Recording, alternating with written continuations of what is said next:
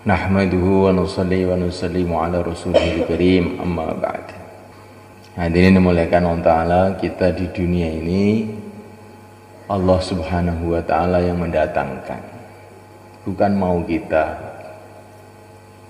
bukan maunya manusia, maunya yang menciptakan manusia. Dan kita di dunia ini tidak lama, cuman sebentar saja. Betul kan? 100 tahun yang akan datang, insya Allah tidak ada seorang pun di antara kita yang masih ada di dunia ini. Semua sudah berangkat semua. Insya Allah 100 tahun yang lalu juga kita ini belum ada di dunia ini. 100 tahun yang akan datang sudah habis, nggak ada yang tinggal di dunia ini. Berarti cepat sekali kita ini di dunia ini, nggak lama. Kenapa tidak lama? Karena memang Allah Subhanahu wa Ta'ala menciptakan manusia bukanlah untuk dunia ini. Allah Subhanahu wa Ta'ala menciptakan manusia adalah untuk kehidupan akhirat yang selama-lamanya.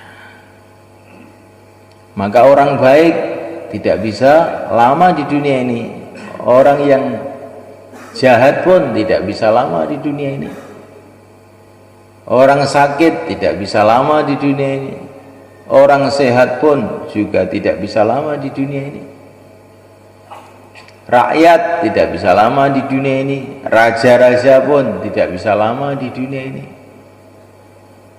Kenapa? Karena memang Allah Subhanahu wa Ta'ala ciptakan manusia bukan untuk dunia ini. Siapa yang merasa akan bisa berlama-lama di dunia ini bodoh. Nggak ada yang bisa lama di dunia ini, nggak ada. Zaman sebelum ada dokter, zaman setelah ada dokter sama saja. Umurnya manusia itu ya 60 tahun, 70 tahun. Sekarang juga begitu. Bukan setelah ada dokter terus jadi nggak mati-mati, enggak. Biasa aja, tetap mati juga, dokternya juga mati juga. Betul? Ya. Sebelum ada ilmu kesehatan, sebelum ada makanan sehat, katanya orang sekarang, manusia itu ya 60 tahun, 70 tahun. Sekarang juga 60 tahun, 70 tahun. Maka perlu kita ini berpikir betul-betul untuk apa Allah Subhanahu wa Ta'ala kirim kita ke dunia ini. Allah telah menjelaskan melalui para nabi, para rasul yang terakhir yang mulia Nabi Agung Muhammad sallallahu alaihi wasallam bahwa kita dikirim ke dunia ini untuk diuji. Ujiannya apa? Yaitu agama ini. Kalau lulus dalam mengamalkan agama Allah, maka di dunia barokah, kemudian dapat ridho Allah, dimasukkan dalam surga selama-lamanya. Kalau tidak lulus mengamalkan agama, di dunianya akan susah kehidupannya. Ma'isyatan dongka, kehidupan yang sempit. Bukan rumahnya yang sempit, kehidupannya yang sempit. Walaupun rumahnya luas tapi kehidupannya sempit, nggak pernah tenang, sedih aja. Kayak Fir'aun, rumahnya luas, kerajaannya luas tapi hidupnya sempit, takut aja. Sampai anak-anak kecil disembelih karena takut anak kecil ini menghancurkan kerajaannya. Karena saking takutnya itu. Rumahnya luas, tapi kehidupannya, hatinya sempit. Kalau orang itu tidak amal agama begitu itu. Kalau orang itu amal agama, man amila salihan min dzakarin aw untha wa huwa mu'min falanuhyiyannahu hayatan thayyibah. Kehidupannya baik, rumahnya mungkin jelek, dari bambu, tapi kehidupannya baik.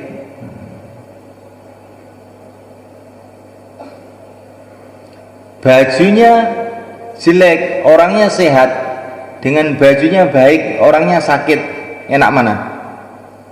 Enak mana? Nah, betul toh. Walaupun bajunya baik, ya. Sepatunya harga 10 juta, tapi kakinya bosok, ada gunanya nggak? Nggak ada gunanya. Ya. Rumahnya banyak jendela, ventilasi, angin, tapi saluran napasnya ini buntu, ada gunanya? Nggak ada gunanya. Kalau orang itu amalkan agama, kehidupannya jadi baik. Kehidupan baik ya, seperti kehidupan para nabi, para rasul, para wali-wali Allah, itu kehidupan yang baik. Kehidupan yang siang malam mengingati Allah, kehidupan yang siang malam dipenuhi dengan cinta kepada Allah, taat kepada Allah, kehidupan yang dipenuhi dengan tumakninah, ketenangan hati, ketentraman, sampai dalam api pun bisa tenang. Itulah Nabi Ibrahim alaihissalam. Walaupun di perut ikan pun dirit, itulah Nabi Allah Yunus alaihissalam. Di perut ikan tapi kehidupannya baik. La ilaha illa anta subhanak inni kuntu minadh dhalimin. Biritnya itu di perut ikan, ya, Nabi Yunus. Ya, orang itu kalau sudah kehidupannya baik, di perut ikan juga baik, di dalam api juga baik, di zaman Namrud juga tetap baik, di zaman Fir'aun ya tetap berjaya. Itulah kehidupan para nabi, para rasul alaihi wassalatu wassalam. Di dunia, di akhirat masuk dalam surga. Kalau nggak amal agama, di dunia ini serba sumpek. Pokoknya gak enak. Mobilnya 10 dinaiki gak enak semua. Oh gak enak ini, gak enak. Makanannya ada sate, gulai, rawon, krengsengan, pecel, tapi gak enak. Tapi kalau Allah jadikan kehidupan baik, makan dengan sambal gitu aja, satu nampan habis. Kehidupan yang tidak baik.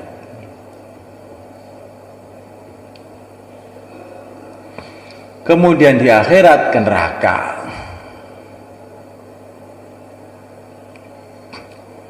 Kalau tidak lulus total, yaitu mati tidak membawa iman, ya ke neraka selamanya. Kalau tidak lulus, tidak total, masih membawa iman, tapi amalnya jelek, masuk neraka sesuai dengan dosanya, kecuali kalau diampuni oleh Allah. Semoga Allah ampuni kita semua. Oleh karena ta'ala,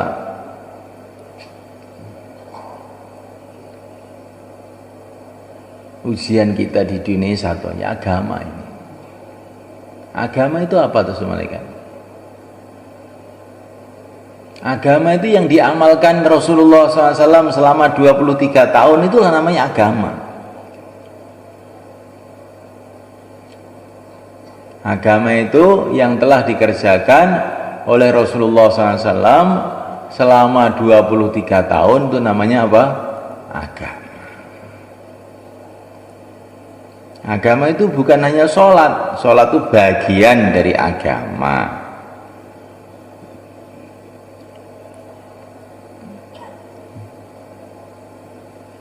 Bukan hanya zakat. Zakat itu bagian dari agama.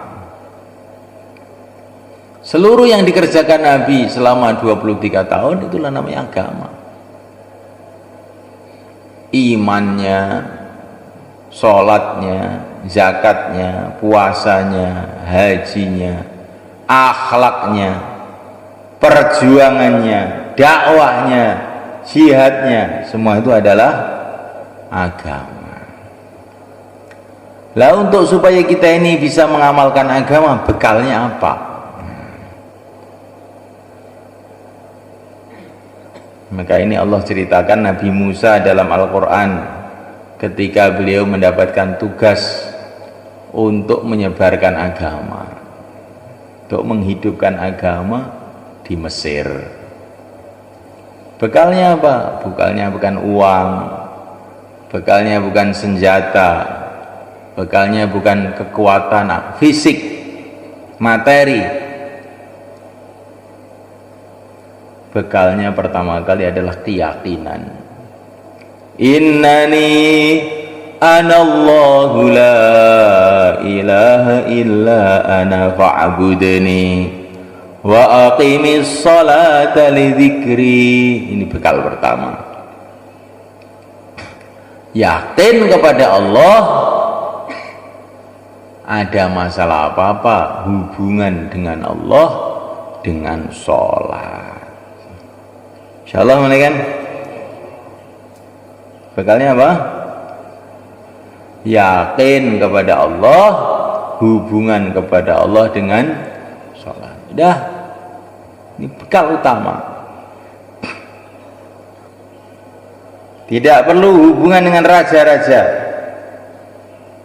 Yang penting itu hubungan dengan yang menciptakan raja-raja. Paham? Tidak perlu dunia untuk amal agama ini. Perlu hubungan baik dengan yang menciptakan dunia. Insyaallah. Fir'aun marah gak apa-apa, asalkan yang menciptakan Fir'aun jangan marah. Itu bekalnya agama. Yakin kepada Allah, hubungan kepada Allah dengan sholat. Itulah diantara makna innani anallahu la ilaha illa ana fa'budni wa aqimis salata li dzikri. Tapi sholat itu untuk apa tuh? Sholat itu apa? Li dzikri. Sholat itu supaya ingat kepada Allah. Tadi kamu sholat itu ingatnya kepada Allah berapa? Ya itulah sholat kamu. Maka ada orang sholatnya 100%, ada 50%, ada 25%, ada 10%, ada 0. Nggak ingat sama sekali. Karena wa aqimis sholata li dzikri, sholat itu untuk ingat pada Allah. Kalau kamu nggak ingat, sebetulnya nggak sholat kamu itu. Nggak apa namanya? Ya sembuh gak ngerti aku sini apa, ganti jeneng nih.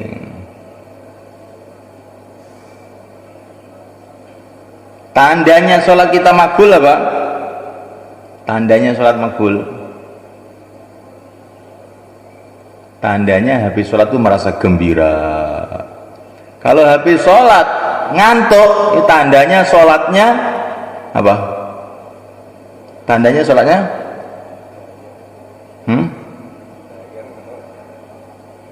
tandanya apa? Apa? Tandanya apa? Tandanya sholat makbul, habis sholat gembira, tidak ngantuk. Kalau habis sholat ngantuk, tandanya sholatnya bagaimana?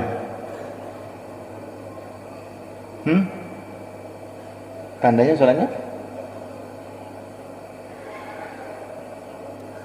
Tandanya sholat makbul, gembira, habis sholat tidak ngantuk. Kalau habis sholat ngantuk, tanda apa? Nah, pinter nih, tidak makbul kamu gak bisa jawab sih. Harus setahun gak bisa jawab, gimana? Ini baru 3 hari bisa jawab. Bangun kan? Menghadap kepada Allah, kok habis menghadap kepada Allah tidak gembira. Itu belakang. Cagak itu loh, cagak itu. Mbah, rungokne iki lho, yo turu. Ini wis enten wong niku wis tuwek, wis meh matek, iki urung salate urung iso eling karo pangeran. Niku piye nek mati kaya ngono kuwi? Mulaikan Allah Ta'ala, maka bekal kita pertama kali itu yakin kepada Allah dan sholat. Tandanya sholat makbul itu gembira dengan sholat. Waju'ilat qurratu aini fi sholat. Kalau tidak gembira dengan sholat, tandanya kita ini belum makbul. Betul? Menghadap kepada Allah kok tidak gembira, kamu tuh menghadap tembok, bukan menghadap pada Allah. Betul nggak? Nah, ini betul, ini dirasakan betul ini. Kita ini sudah 60 tahun sholat sebetulnya, tapi belum merasakan gembira dengan sholat. Sebetulnya kita ini belum bisa sholat, belum boleh sholat katanya orang Malaysia, belum boleh. Loh, saya ini hafid Quran, iya hafid Quran ini belum boleh sholat. Nah, nyatanya sholat belum gembira. Kalau sudah boleh sholat, sudah bisa sholat itu gembira, senang. Kamu gembira gak tadi sholat? Belum bisa sholat, termasuk saya ini belum bisa. Tapi kalaupun belum bisa, kita usaha, kita belajar. Kalau kita mati dalam belajar, dikumpulkan oleh Allah bersama orang yang bisa, insyaallah. Barang siapa ngapalkan Quran, mati belum hafal Quran, nanti di akhirat dikumpulkan orang yang hafal Quran. Oh, nulis ya, tak kira turu. Ya. Terus Nabiullah Musa ngajari kepada kita adab. Ngajari adab kepada Allah itu bagaimana.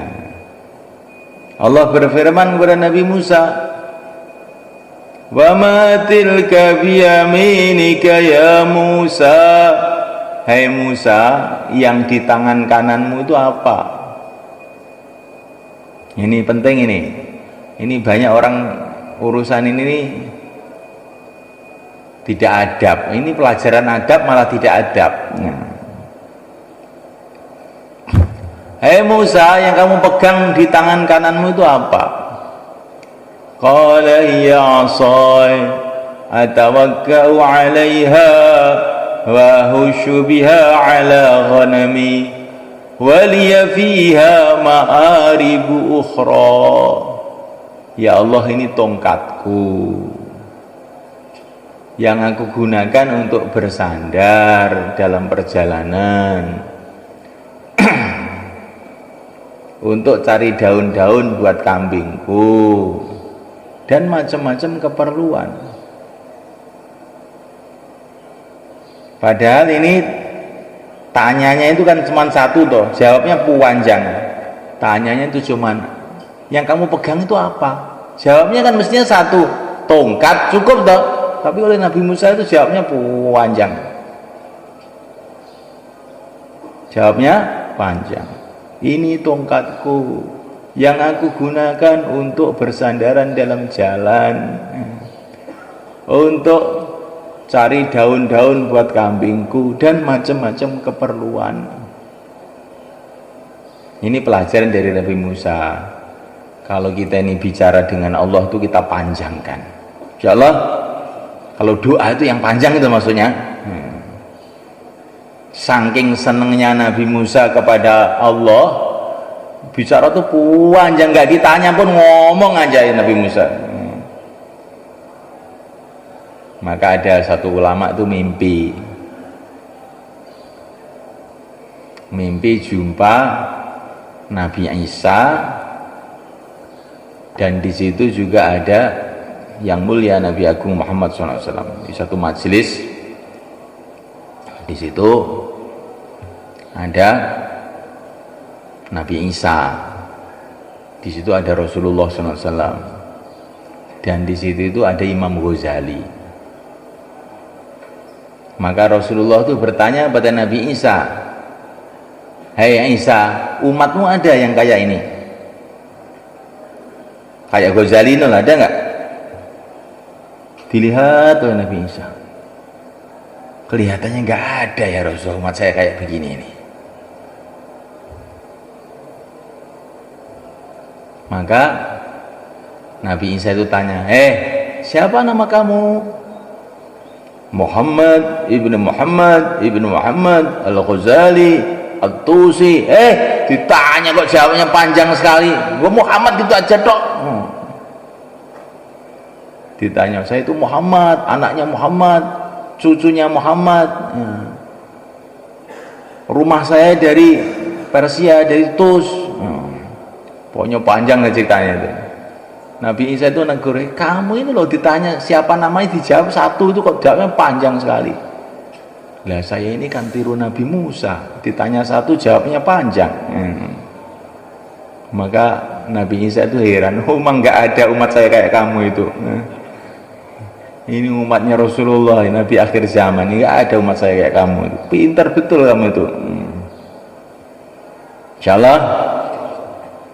Maka Nabi Musa itu ceritanya kalau mau sholat jauhlah dulu, datang ke rumah-rumah, tanya kepada setiap orang, kamu minta didoakan apa? Saya mau sholat ini, kamu minta didoakan apa? Mbah, sampai njaluk didongakne nopo? Ditekoni Nabi Musa, kamu mau didoakan apa? Kamu mau didoakan apa? Maka para sahabatnya Nabi Musa itu heran, kenapa engkau ini mau sholat kok tanya setiap orang mau didoakan? Biar nanti doa saya panjang gitu. Saya seneng kalau doa saya panjang sehingga menghadapnya kepada Allah itu lama gitu. Itu Nabi Musa sayang senengnya kepada Allah itu gitu. Insyaallah kan. Kemudian Allah berfirman kepada Nabi Musa, Musa, buang tongkat kamu itu. فَإِذَا هِيَ حَيَّةٌ تَسْعَى. Tahu-tahu tongkat itu berubah jadi ular yang gede banget. Maka Nabi Musa lari melihat ular itu. Kenapa kok lari? Karena Nabi Musa itu dalam keadaan menghadap kepada Allah.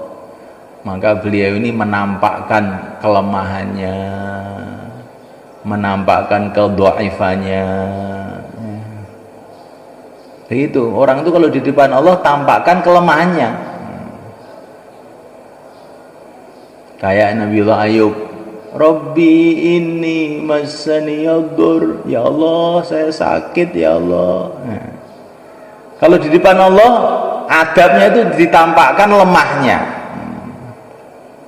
Nabi Nuh, ini maghlubun fantasir, ya Allah saya sudah kalah ya Allah. Ya, orang itu kalau menghadap pada Allah tampakkan apa? Lemahnya. Tapi kalau di hadapan manusia tampakkan kuatnya. Fir'aun di belakang, depannya lautan, teman-temannya sudah pada ketakutan semua, tapi Nabi Musa nampakkan kuatnya. Kala inna ma'ya rabbi sayahdin, gak usah takut, Tuhanku bersama aku. Kalau di depan manusia tampakkan kuatnya, tapi kalau menghadap pada Allah tampakkan apa? Lemahnya. Maka kita sujud, kepalanya taruh di bawah. Karena di depan Allah, dengan Allah tampakkan lemahnya, di depan manusia tampakkan kuatnya. Nabi Ibrahim lemparkan dalam api di hadapan Namrud, hasbunallah, cukup Allah. Sarawati aku. Jadi kalau di depan Allah tampakkan lemahnya. Itu adabnya, jangan di depan Allah tampakkan kuatnya. Saya nggak mau sujud, saya kuat. Dipentung kamu nanti. Itu namanya nggak punya adab. Di depan Allah tampakkan lemahnya. Kalau di depan makhluk tampakkan kuatnya. Kalah, jangan takut. Inna ma'ya Rabbi, Tuhanku bersamaku. Begitu semalakan. Jadi kalau sudah di depan Allah, Allahumma inni ashku du'afa quwwati. Nabi di Taif. Ya Allah, aku mengeluh kepada Engkau, habis kekuatanku, habis usahaku, hina aku ya Allah di depan manusia. Nah, kalau di depan Allah merengek-rengek. Kalau di depan makhluk tampakkan kuatnya. Kamu di depan makhluk atau di depan Allah sekarang?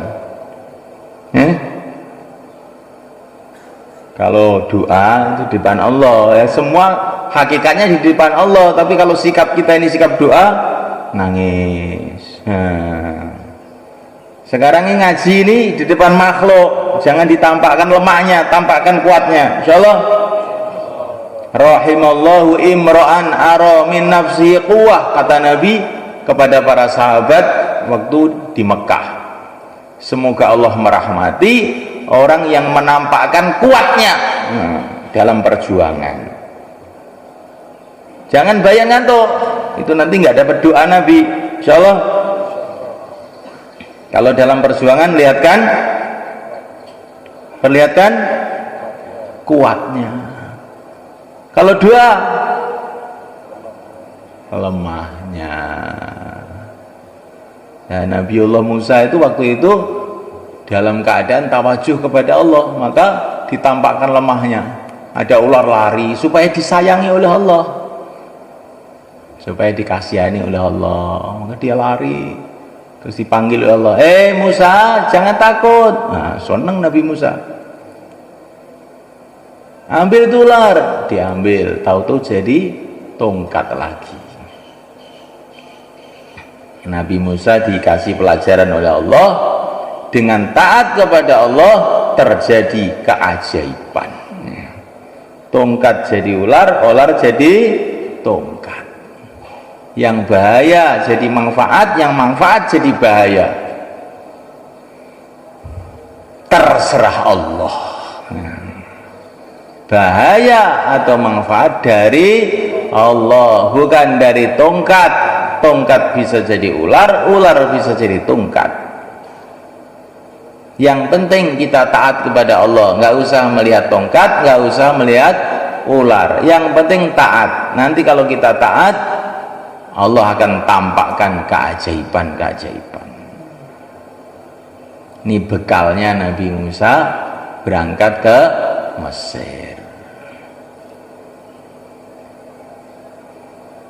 Seolah-olah Allah memberikan pelajaran kepada Nabi Musa, nanti kamu di Mesir nggak usah takut sama Fir'aun. Fir'aun itu apa dibanding ular yang itu? Gede ularnya itu, kan? Fir'aun itu kan kecil aja. Fir'aun itu kecil loh, kan? Sampai sekarang bangkainya juga masih ada di Mesir. Nggak besar betul, nggak kecil. Kalau ular saja kamu pegang dengan perintah Allah jadi tongkat, apalagi Fir'aun, nggak usah takut. Di bekalnya dakwah itu adalah yakin kepada Allah, sholat, taat. Insyaallah.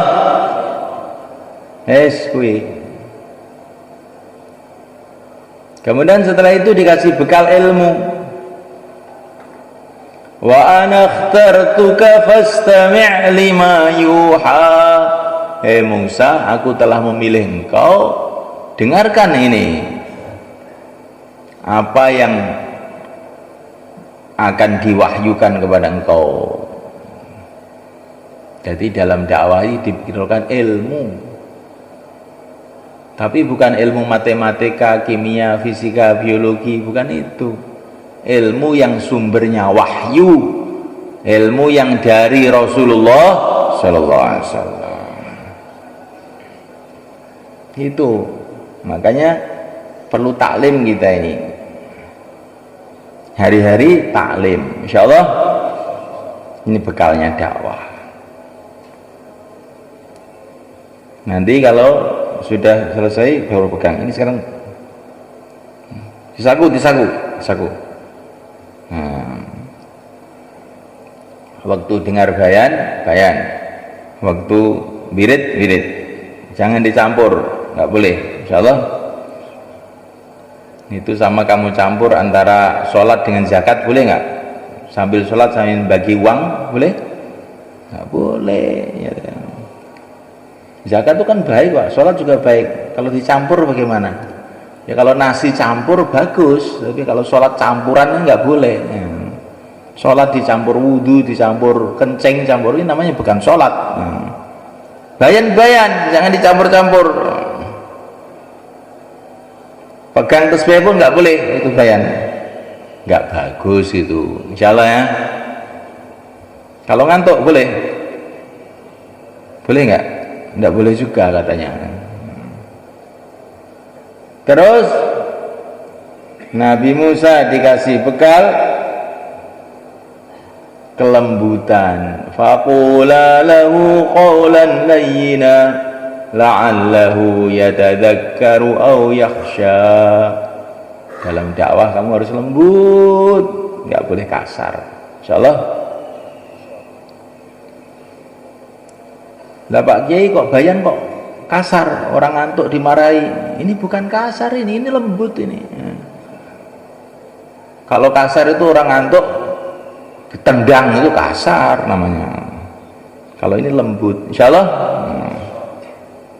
Terus dibekali zikir. Wala taniya bi dzikri. Jangan kamu berhenti zikir. Zikir terus menerus, siang dan malam sampai mati. Zikir itu tidak boleh berhenti. Wala taniya fi dzikri.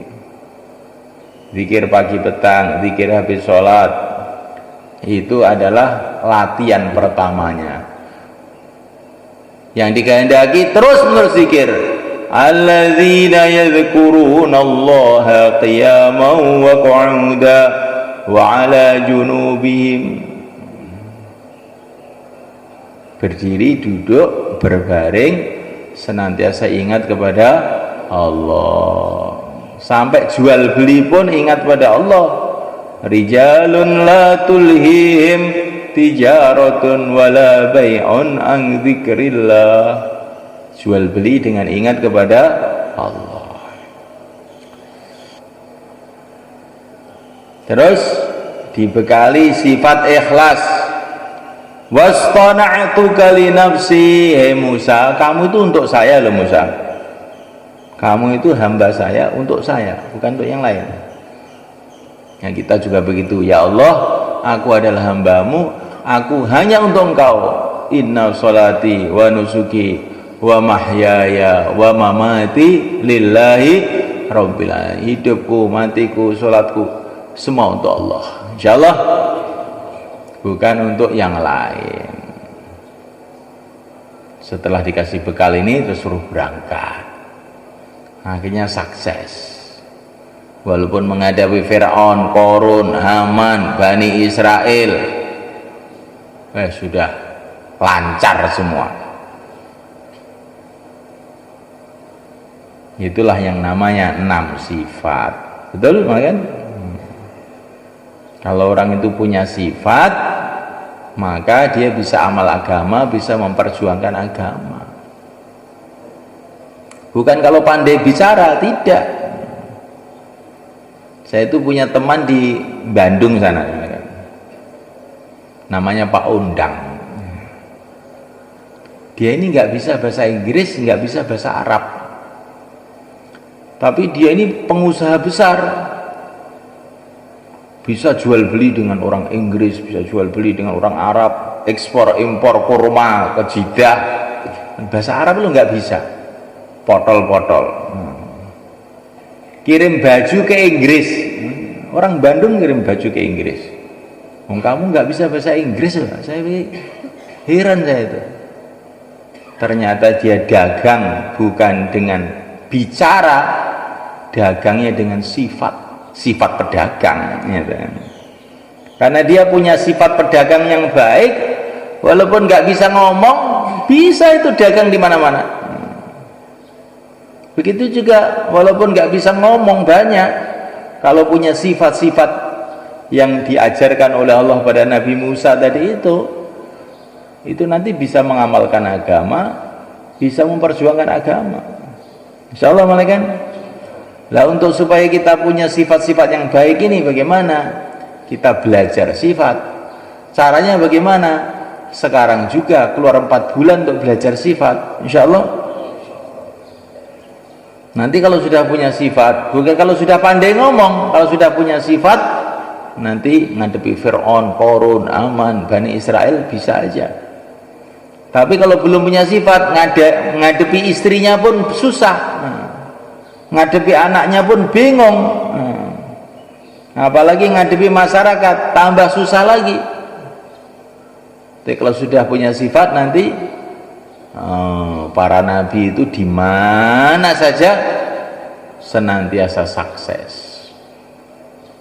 Ngadepi Namrud, ngadepi Qarun, ngadepi Aman, ngadepi Bani Israel, ngadepi Persia, ngadepi Romawi, ngadepi siapa aja lah. Karena orang itu kalau punya sifat ditolong oleh Allah. Kalau sudah ditolong oleh Allah, ngadepi apa aja beres. Insyaallah.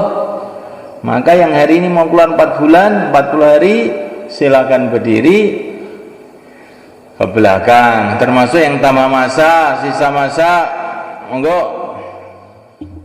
Yang mau keluar silakan.